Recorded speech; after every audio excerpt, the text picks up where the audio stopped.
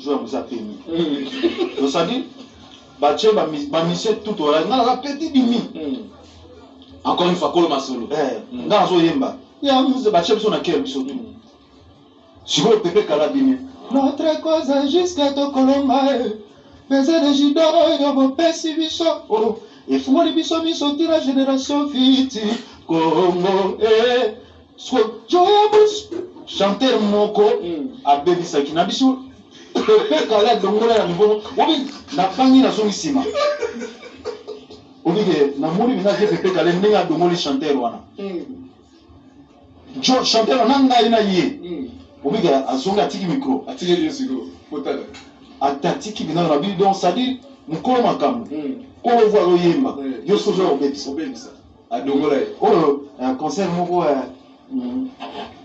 na beto ali solona to beta na invest. Première fois sikoyo. Voilà groupe na to maison. Na wenge musika.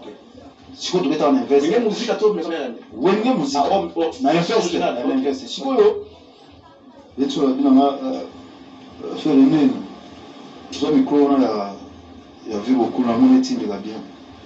L'étime de la bien. Na bi viens na Obama. Oh, zo micro na ye. Zo micro kele ndo wana wema bien.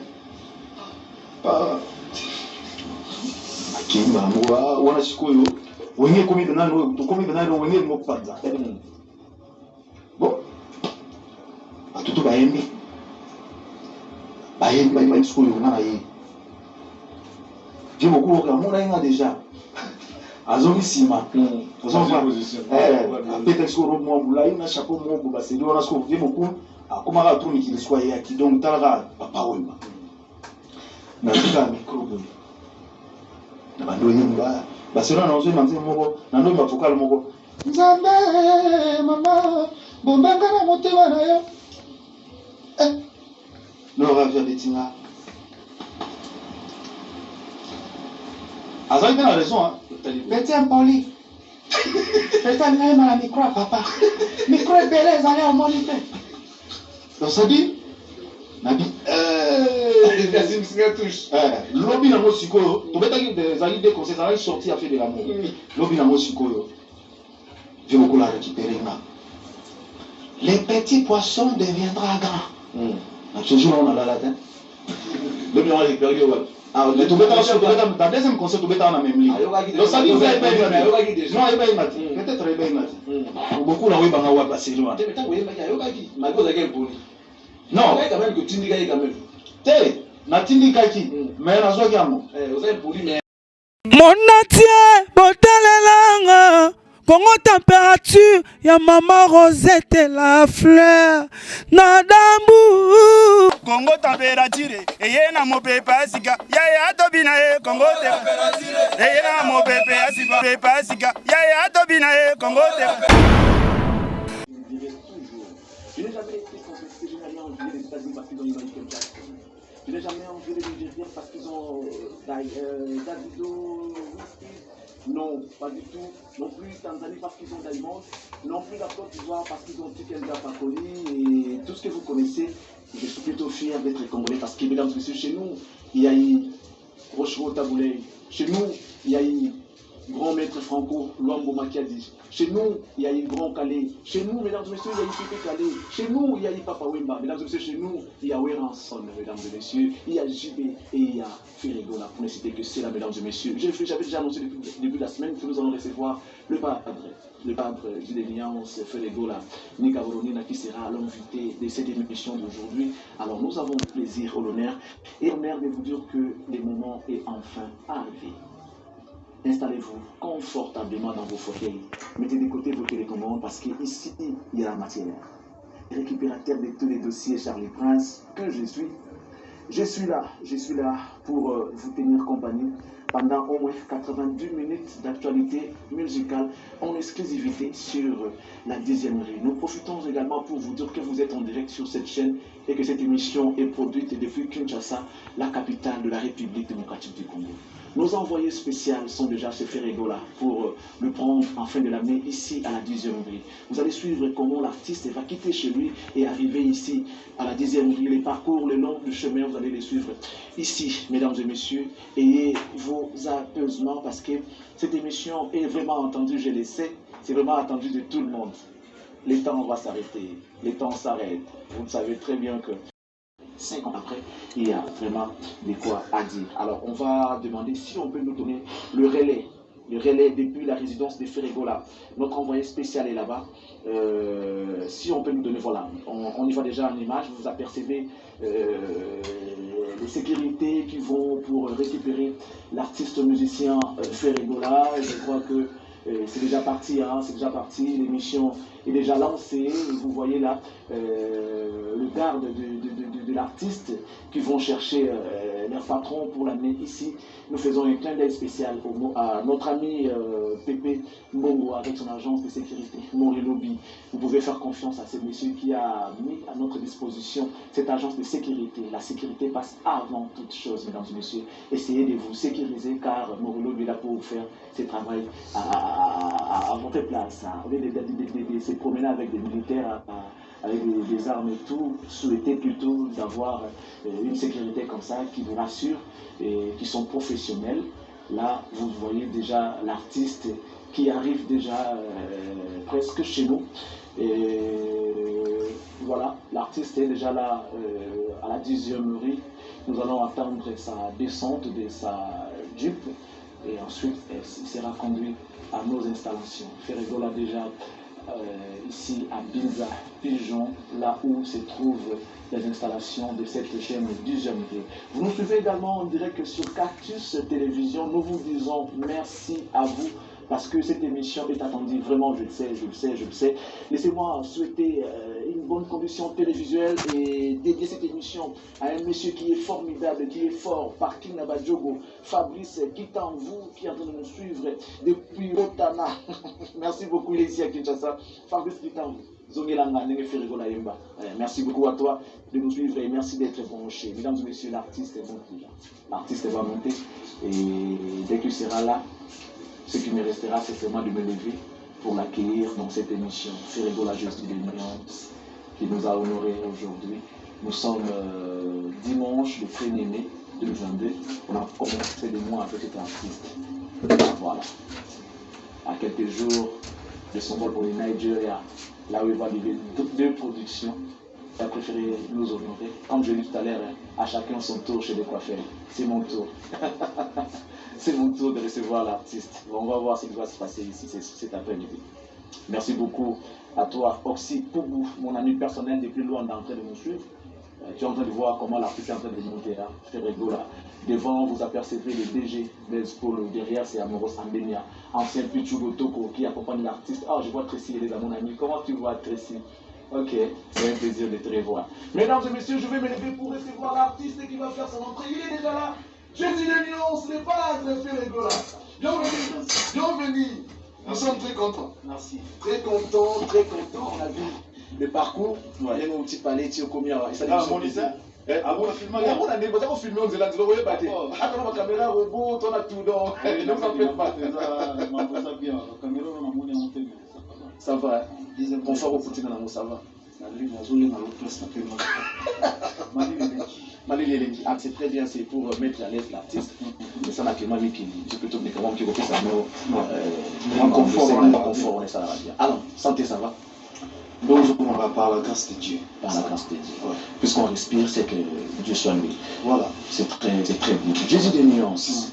Émission où en tout cas, je suppose, hein, je me permets de dire que nous avons arrêté les temps. Parce que nous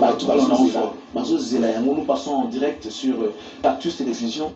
En même temps, on peut nous suivre sur Canal Plus, Canal 351. Nous sommes sur la TNT, nous sommes sur BlueSat, nous sommes sur Rascom.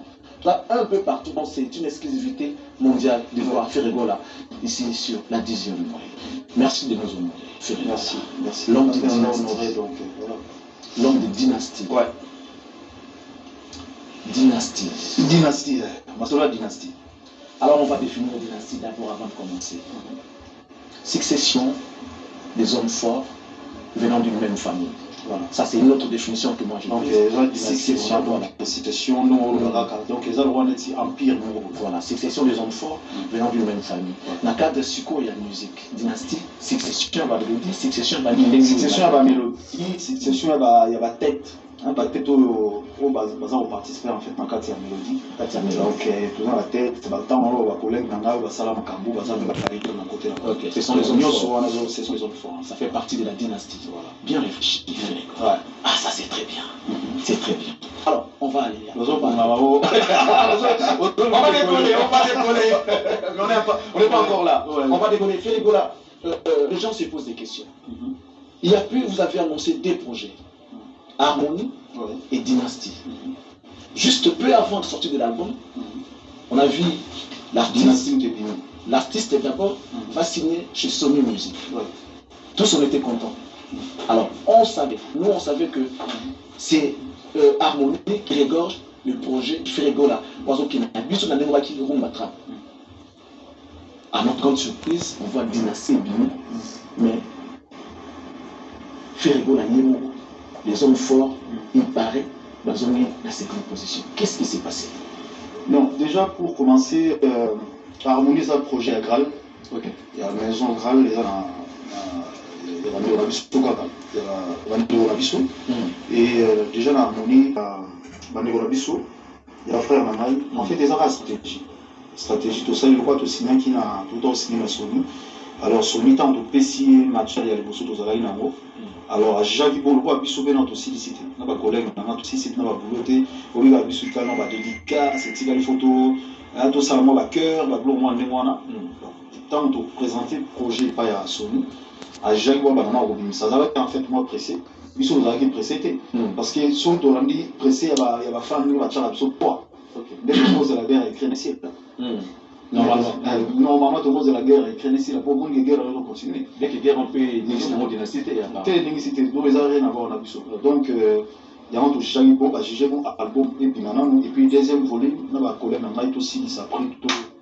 Donc, si je comprends bien, c'est là que nous suivons également à comprendre que harmonie et confité. Parce que les gens ont compris que harmonie est un mot ramené à la dynastie. Ils ont tellement épais. Donc, on a harmonie pesale. Donc, harmonie pesale 4. Ils ont dit, harmonie, ils ont émission, mais on a évité. Donc, ils ont je crois que c'est la première confidence. Donc, harmonie et confité. Donc, dynastie n'a rien à voir avec harmonie. Parce que les gens ont comme tendance que aux unes des harmonie, il y a la dynastie volume 1, si vous volume 2, vous avez la succession à battre. Non, il y a harmonie. Na jui à monter. Na rien à voir avec la dynastie. Le harmonie, ça n'a rien à voir. Donc, tout est chargé tellement. Ah, ça charge. C'est très bien. Alors, Félix-Gola, on va commencer à décortiquer l'album de Dynastie avant de rentrer dans le divers. Dynastie, un album riche en couleurs, en mélodie. C'est très bien, mais on va prendre dans le royaume Kumba. D'abord, pourquoi on s'est fait royaume Kumba? Depuis quand Kumba est comme un royaume? Il est en fait, il y a aussi la royaume Kumba où il y a Nathalie Bonabité au fait dans le Kinbo Katrap. Donc, dans l'image de la Bimana, moi, idée, Babayo Batega, qui nous dit, tant que nous avons générique, générique, nous soit parce que nous avons un ami qui est en Rumba. Nous avons un style, et ça a la différence. Et ça a la différence. On a une Kumba, on a un royaume na Kumba, comme ça. Kumba qui veut dire. Un Kumba, c'est chant. Chant. Royaume, c'est quoi? Ils ont un royaume. Dans un royaume, il y a chant. Dans un royaume, il y a chant, c'est roi en Waza. Donc, comment? Royaume, il y a chant. Royaume, il y a chant. Qui est dans la mélodie. Il y a une musique, mais au souka, on a pris ça dans le passage. On va faire un bisou. Mais comment tu peux lier ça? Comment on pose une idée à lier musique qui wana oza kingo kapenda, ça veut dire qu'il est fort.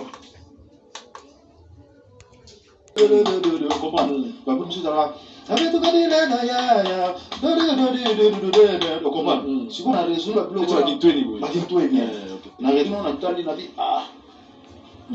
Et puis, je remercie mon programme Nzembo.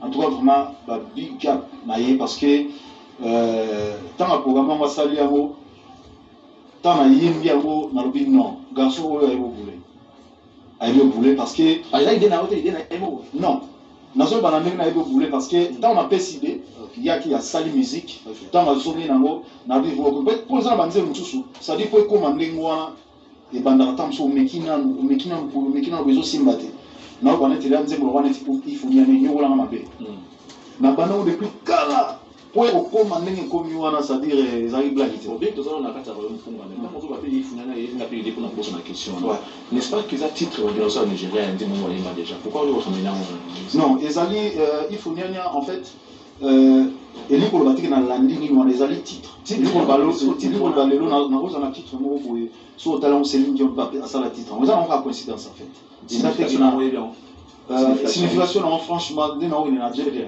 faut na tout boso zo na idée ni ponze mona yo faut ba na titre c'est que yebi mara mozo non nzemo wana bategela na biso pe na pe na ateka na titre muto na pe titre na monyo topera bachar comme ça nous avons sous ezali osombi yo moko ko composer lo mo ndingo na franchise bien na niveau na yo mais oui osomba même ba massa la biso ba américain ba massa la biso ba français ba papier bachar ah voilà na niveau c'est rigolo mais pourquoi pas sauter wa osomba bachar ah mais pourquoi pas ba parole bazali yo aussi c'est pour ça là nyoso de quoi na yemba ko il faut que ça fait tant ba parole ah on ba parole tout ça ba R13 bazali tout ça ba Jojo Lina que je salue Jojo Lina na pete ko tombo défaut surtout encourager ba moté surtout kumisi ba moté banane faut ba kumisa biso les artistes faut to kumisa ba mo et puis il faut reconnaître ba mo ke bazala. Merci pour notre franchise. Oui, j'aime. Alors on revient sur parce que personne ne va dire moi. C'est là que l'artiste a répondu à certaines provocations selon la rue. Hein. Moi, je dis selon la provocation.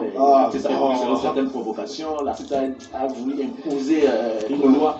Oui, non, juste à l'entrée, vous dites qui veut tuer les rois. Quel est ces rois qu'on veut tuer et qui dit qui veut tuer les rois? Ah, ça n'a pas qu'à n'a pas le bâtiment. Ça va, roi Moussou Zanan. Oui, nous tous à la rabouée, nous dans la télévision, nous avons la pays de la première. Alors, malgré tout, nous avons le baboué, tout ça, nous avons été dans le pays. Vous comprenez? Tant dans le pays, nous avons toute question. Nous avons un bon marois. Parce qu'on constate qu'il y a un bon marois. Et on a constaté parce que 5 ans on a permis l'attention. 5 ans on a constaté qu'il y a un bon marois. 5 ans on a permis. Donc ça dit là, oh, Pépé Galba, petit Baloba qui trop. Bon. Oh, Pépé Galba. Donc ça dit, nous avons un sali en fait, pour nous avoir attention, dès que nous avons la télévision, nous avons la Pépé Coloté. Parce que nous avons payé ma boyoga, et là, on a droite.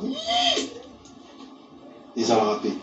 Donc, on est tous à la musique, nous avons commencé à mais tout ça en sorte, tout ces pénalités, tout ça en sorte que nous le voilà. Donc, ça dit, les faire avant d'aller pendant 5 ans, oui, nous avons la télévision, nous avons les cabinets, nous avons la promotion dynastique. Parce que nous avons un matos. Pourquoi nous avons la télévision, pour nous avons le cas, parce que nous avons moi pyromane, nous avons yoga sukoya, nous avons Oyo Gelo. Yoga Batite, regardez-moi, Nasala Souni, Yangwana. Donc, tant on a eu Oyo Gelo, on va comprendre. Oyo Gelo. Tant on a eu des sous na. Écoute, l'eau moins de moi. Donc, tant on a Salaki Amo, on va comprendre que pour nous, ça va être parce que nous s'est préparé. Tant on a eu un blog, on a dit à Montoyo, on a Sukiwana.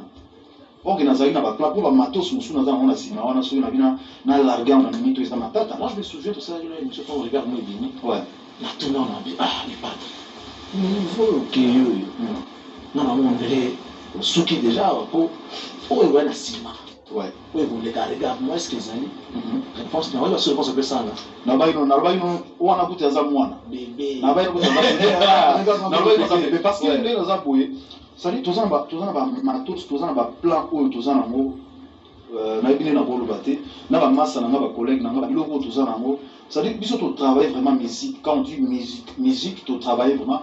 Et puis, nous avons un style.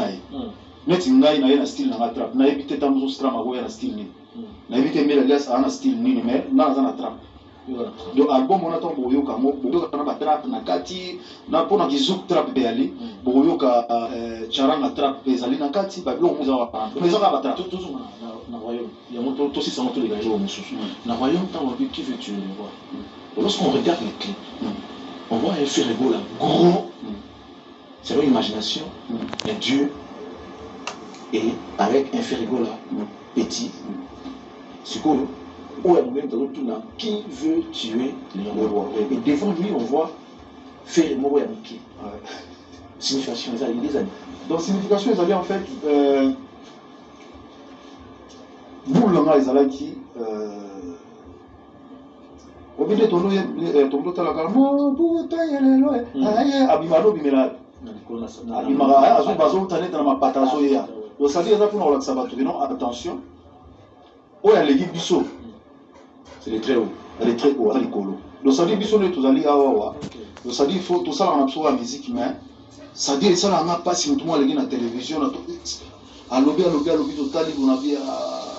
Ça dit, mon toit est mambazo. Mon toit est mambazo.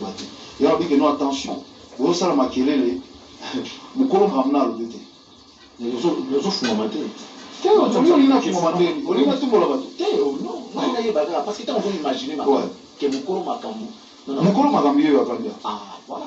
Ça dit Mukolo Makambu, tu as fait ça, j'ai l'engi, pas ça la rumba. Oh, il y a un problème. Tu as là pour comprendre. Tant vite, il m'a demandé, la TV. Si tu es la TV, mais tu as une cité, tu as un mot. Merci. Donc, quand on vit à Imani Bandagi, tant qu'il y a un mot, tu as un commune. Fais un mot, combien de commune? Ok. On a un mot. La génération, on a. On a été on a fait mieux. La génération, on a fait combien de il y a un mot tout. Parce que comment? Ok. C'est là dans l'action. Les gars.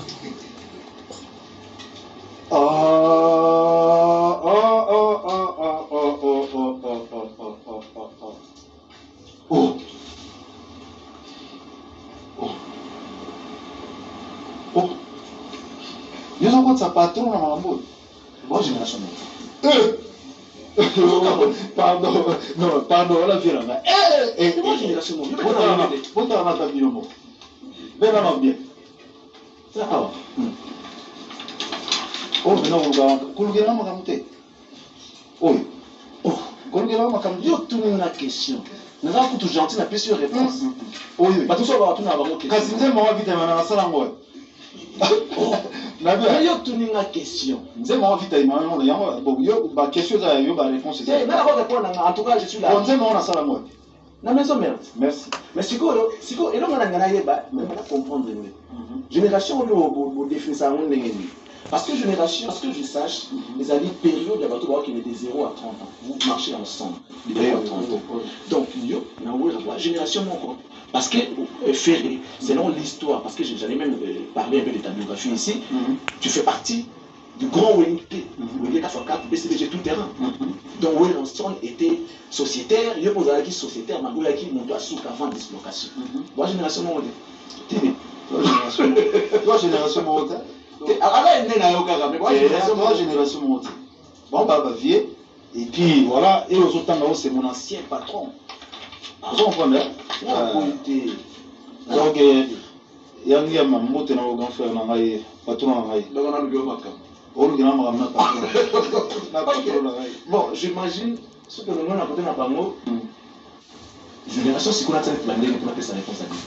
Bon, génération Rochasco Boy, parce que pendant l'action qui ngam na kumba génération, na lenga malamu, c'est-à-dire ngam na pesa exemple lelo soki ba musicien ba mo ngene poto ba zo mikanda, c'est grâce à moi.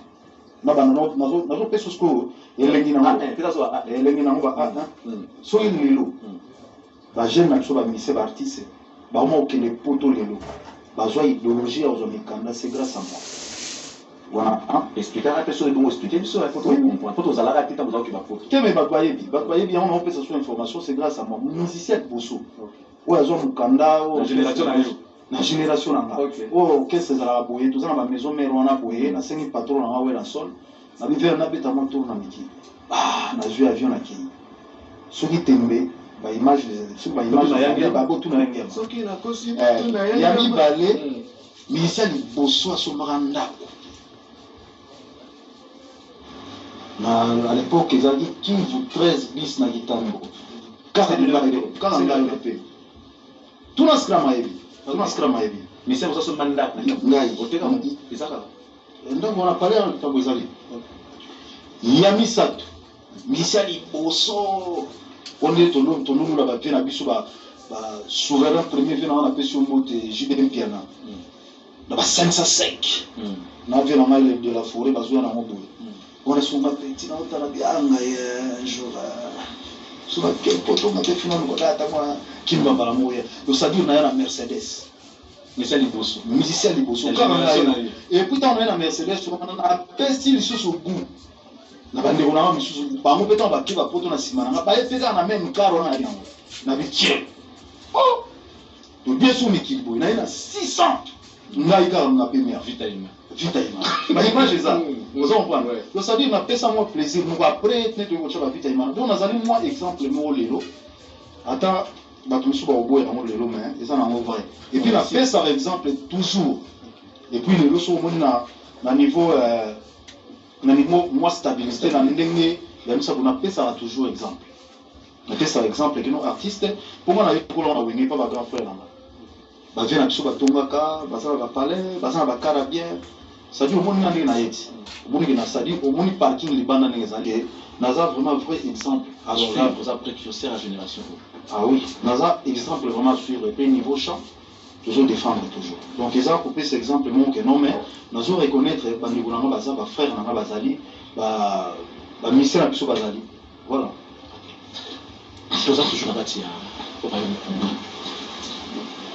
Nzambe nga na ye nzambe yo mo yebi mo mo pesanga et le qui n'a pas jaloux et bien mais non pas tu es cynique fais le là on peut se tutoyer Je vous en prie. Oui, bien sûr. Ok, merci. Tu penses que les gens peuvent t'en vouloir rien que parce que tu as une belle? Ça c'est vrai, c'est sûr et certain. C'est sûr et certain. C'est sûr et certain, oui. Est-ce que la voix seule suffit pour l'artiste d'être au top, de faire de grandes choses? Parce que faire est certainement, tu le sais, nous le savons, ils savent que tu as une belle voix. Ça c'est sûr, personne ne... Merci, merci. Ah, merci à mon Dieu aussi. Oui, ouais.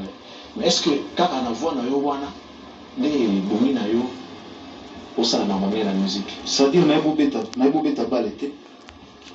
On a beau soudé. Donc on a un professeur à l'université.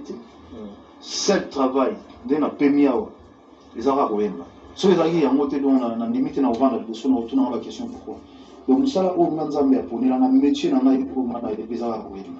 Donc ça dit, il faut que nous ayons des bons amis.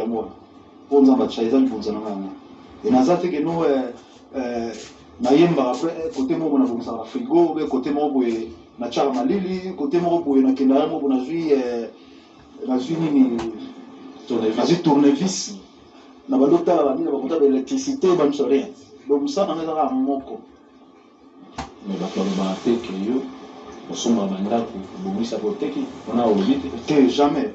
Ah! Mais tu yoga. On monte à parler. Tu yoga, il y a encore plus à parler. Il y a un tout au son de pas au tourner pas tout ça. On a sur le monde à GB monter quand GB net yoga. Ah, en tout cas vraiment dans ça pour la pour monter. Mais nous ça là on a eu mon muké. De balba avec mon bal nous sofa dans la mort autonome na palais. Ça dit moi et là moi gros à mère tinga bon ça na muino. Zo moi pour cha même les rois. Na palais roi ezati. Je me rappelle, mesdames et messieurs, des dessins animés. Hakuna Matata. Le jour là, Simba qui n'a pas danger na balien. Il y a landa qui a boumé na balien à récupérer moi en aïe. Et puis Simba, j'ai eu peur pour toi. Simba, tu n'as peur de moi. Oh, même les rois ont peur. Voilà. Ah mais si, aujourd'hui, j'ai eu peur pour toi. Donc, nous avons malgré roi, n'a pas allé. Non, ça dit, on est par rapport à l'exemplaire en fait. On est bana, toujours comme ça, mon bagage, ça, ça boit. Toi, bateau, t'as venu, papa, ça là. Naïf, ça va, on a faut poser la main autonome, il faut changer mon poule, il faut. Garçon, on peut m'arranger, on a tapé mes bontés. Donc, il faut, aux avons activité, le mot est au ça, vite fait. Donc, ça dit, nous avons un palais. Bon, aux yeux un costume, maintenant, il y a j'ai des nuances, mais ça voulait pas de aux yeux un mot, maintenant, il préfère que vous bien, vous bien, non, bien. Soit vous bien, vous bien, non, bien. Bon, aux hommes, non, papa, maintenant. Ok. Aux hommes, non. Donc, un mari, quoi. Alors, derrière un grand homme, il y a toujours une grande dame. Voilà. Nous profitons pour dire bonjour à madame Cilia Edlejeune, qui est certainement en train de suivre son mari dans cette émission Impression. Madame, merci pour ce que vous faites, pour ces grands messieurs qui sont avec nous aussi. Alors, fermez-vous là. Léo, la musique. Je souhaiterais d'abord te parler des gens qui sont aux zones. Mesdames et messieurs, prêtez-nous le demande de cocher le milieu.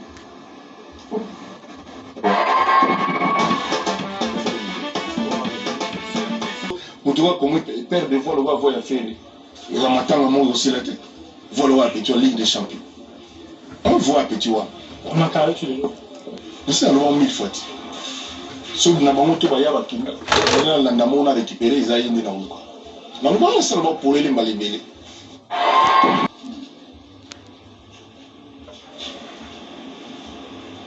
Vous avez entendu ce que votre aîné a dit. Ce qui bon roi et père de voix et fait les gars matin on s'en a dit. Ah, donc ça dit il faut d'ailleurs. Non, c'est pas dans ce sens. Un lobby, à l'accès valeur, on a grandeur et artiste.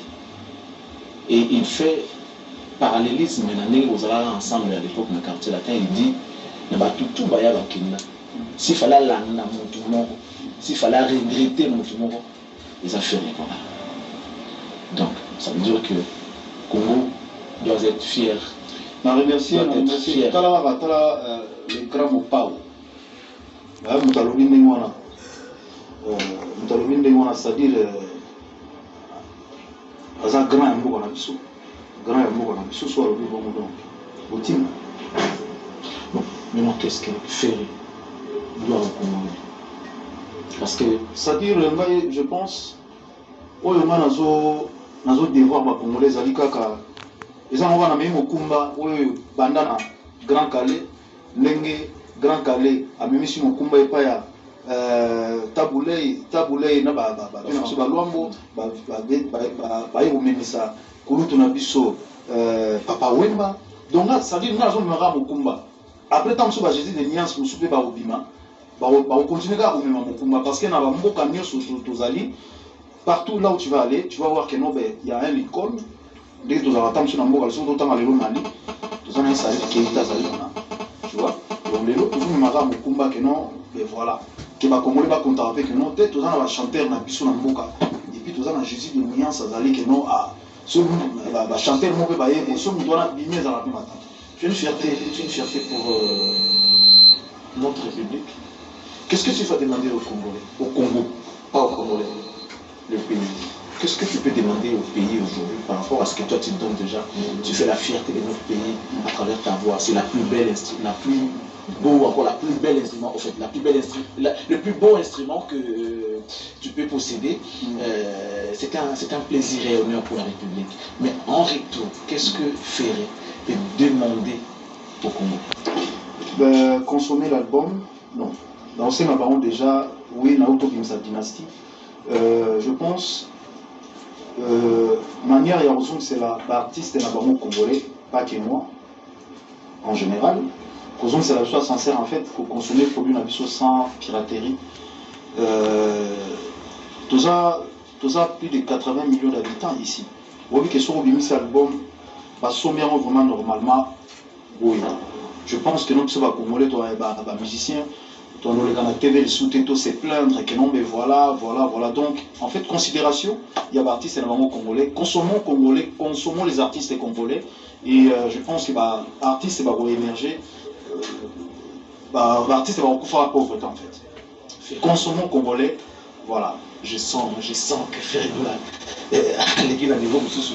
Parce que là même dans la réflexion on a eu depuis quelques émissions que j'ai remarqué, on a senti que l'artiste a grandi sur le plan mental, il a grandi sur le plan travail. Beaucoup de choses ont changé dans la vie de Ferregola. On peut dire merci à qui? Merci à mon équipe, merci au manager, merci à ma compagne, donc merci à tout le monde qui m'entoure en fait. Pendant que les gens disent la rue, moi je raconte la rue dit que tu n'es pas bien entouré, tu es mal entouré. Nous savons ce que Ferré fait aujourd'hui et on demande à qui pouvons-nous dire merci, Ferré avec équipe. Donc ça veut dire que ce que les gens disent n'est pas une réalité. Ah oui, en fait, comme je dis toujours que notre tissé, sur la pression et abattu. Au sein l'album a vite fait au Pinissé en parlement parce que pression est l'équipe. Et moi je suis habitué de genre des choses comme ça, donc même si les gens disent donc pendant que les gens bazoloba, que non, voilà, pendant tout ce temps-là, nous on est en train de s'organiser, toujours pousse à l'aliposo, toujours ça là, toujours t'as les lots on est bazoloba, et l'eau on est au pour ça, et l'eau on est tout ça en sorte que nous ils allaient bien faire au moins parce qu'il est dans le baramuto comment on a été mutu azaka na bere to ça nyoso boye momo na côté au gafa qui est tant sur net ça l'émission boye tant aussi là le système à coupage comme oh non côté on a gafa OK ni na on va là coupage quand là partir sur toi. Alors pour clôturer avec Royaume Conga donc Lyon Soyo pourquoi on a Royaume Conga ça veut dire que cet album est basé sur cette chanson. Il y a ma mélodie et sa diverse, ça c'est vrai. Mais dans cette donc tu as entendu quelque part quelqu'un dire que Nazar roi. Alors non, ça dit son album bon Nazar ben roi solo parce que kokamisate so salimo eloko moko boye zo kanisa roi lettre non na leki mutuwa kokamisate so salimo eloko moko zo kanisa te non il y a le plan mususu biso sala on doit tamsona ba 2011 na ba 2007 yo ça tu veux devenir roi, tu devras d'abord me tuer. Voilà. Donc ça dit il faut tant aux les cas, faut se rendre compte que nos keba na idéologie tout ça là où tabana masolo on a permis de point. Pour keba so nous comment on va permis la silence tous les armabé. A permis trop de point, mais azol batté pourquoi. Nazo pesa mon grand frère Didi Kinoa ni Mbote. Grand prêtre Didi Kinoa ni. Azo un message mais petit au permis trop. Qu'est-ce qui ne va pas? Qu'est-ce qu'il y a? Même si non, pour l'autre, nous travaillons. Et tant que l'album est bien, le message n'a pas été pour nous dire avec petit Navando Bang, avec TV au Bang. 5 ans durant pour nous produire un seul album. Mais la première fois que nous avons 5 ans d'album, je pense que la boîte noire aussi, nous avons 5 ans. 5 ans. Qui est derrière toi? Oui. Nous avons 5 ans. Sauf que tu vas dire comment calculer au monde qui nous ça veut dire combien d'albums sur le marché? Na combien de gens on a 5e? 5e album. 5e album. Et sur depuis 5 ans, c'est que vous avez atteint 20 ans de carrière en solo alors que non. On peut dire ça ou non? Depuis 2006. Depuis 2006, on a l'album en 2006. Oui, pour lancer l'album. On a lancé l'album en 2006. Deuxième album, on a lancé en gros en 2008. Non, 2006, 3 ans. 3 ans. Avant que nous soyons même logiquement, après 2 ans, le album a commencé à 2 ans. Une année, 2 ans, ça va. Bon, parce que, en fait, si on a salé l'album, on a chef d'œuvre. Donc, ça dit, on a salé l'album, il faut pas dire que on a mis ça dans yango. Nous avons dit que il y a 100 kilos, dans mon écoute, mon conzi, a besoin de bien vite à Imana. Mon conzi a besoin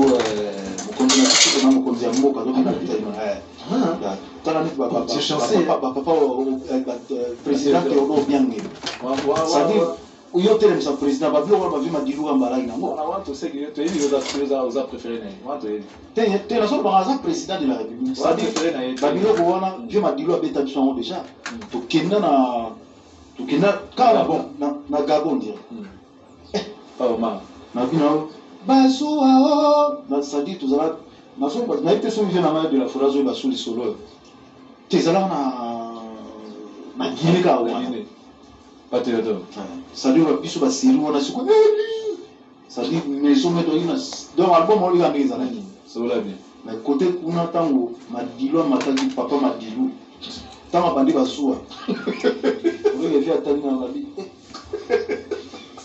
donc ça dit et ça au monde ba chef d'œuvre so ça le moyen abina ah ça va te sauver avec sur la vie on va ici donc ça dit au monde muto dans le domaine là donc la ligne abanzemo etikala vraiment etikala bayoka vraiment que non lelo yango neza eosala que non ata lobi gola za te mais bapeti bazodame nakosala album nanga te nasala album nanga après 2 ans nakimi mangwa nasali sur album donc je pense que dans l'équipabilité manque à professionnalisme non wana nazo juger te ça dépend ya programme ya mutu ça dépend mutu nde azomondela kosala makambo na ye ezala pour la première fois nde tosali album boye donc aminité ya dynastie de obi mais ezala pour la première fois na carrière nanga nasala Fini album na moi là ça tombe moi tambo boye moi tam totika tam sur 3 mois 4 mois album donc voilà faire de la salle sur homme acoustique na combien de temps combien de temps pour ça sur homme acoustique un chef de homme acoustique na joie qui je pense que ça là une semaine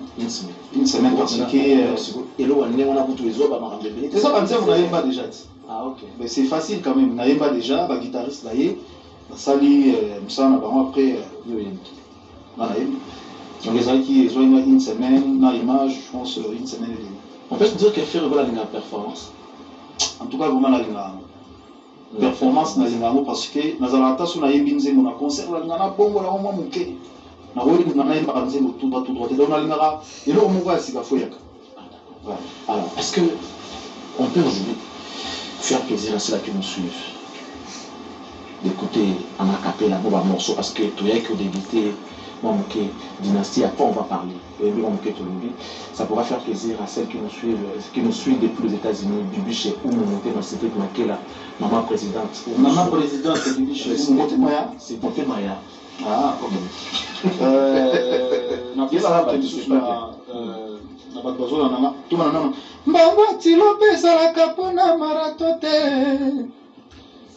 Peut-être aza kobenga to pe azokima menasi alopa quel fils koi nasanangali kukumate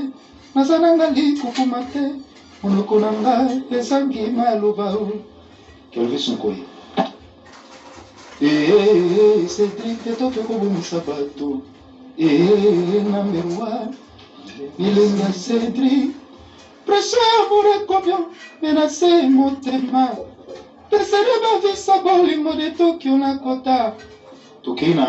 Ça c'est au capitaine dans ce retenir les titres. J'ai choisi la ZUC, j'ai choisi de vivre sur scène, victime de mon succès. Je vous appelle. Vous savez, Baché ma mission tout au long, la petite bimi. Encore une fois, Koloma solo. Dans Zoyemba, il y a un Baché sur laquelle nous sommes. Si vous pouvez carabiner.